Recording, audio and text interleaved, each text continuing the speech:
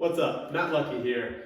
Hey, if you're getting a little bit older, you probably know a couple of the most important things to maintain are balance and mobility.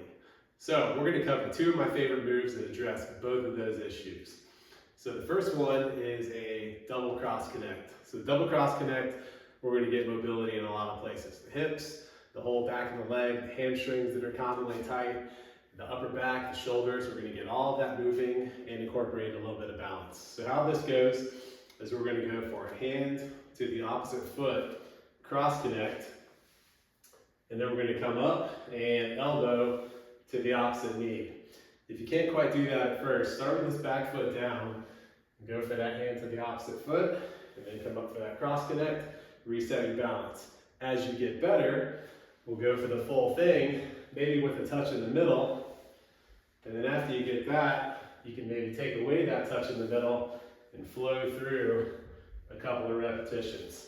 If you get to where you're doing 5 to 10 of those without touching the ground, you're doing really well as far as balance goes, and you're gonna get mobility in the upper back, shoulders, hips, all that good stuff I already mentioned. The second move I really like is a hip airplane. So I like to start the hip airplane using a wall or a box, something like this to hold on to for balance first. We're going to hold on to our object, we're going to kick a leg behind, and we're just going to put this leg back here and kind of reach along with it through the heel.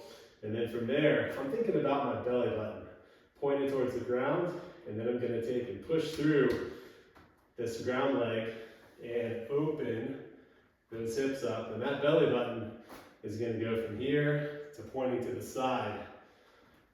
So I'm going through a nice smooth motion, opening and closing those hips. So we have a little balance here, and we have really nice hip mobility. And then if you get good at that, we can start taking away the thing that we're using to balance, like the box or the wall, and we can do it freestanding.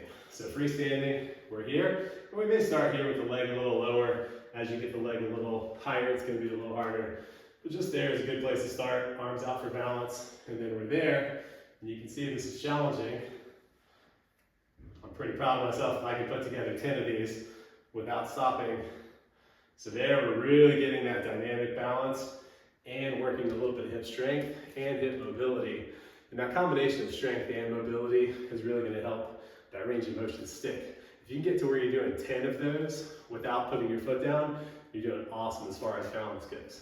So there we go, my two favorite moves for both balance and mobility as we age: the double cross connect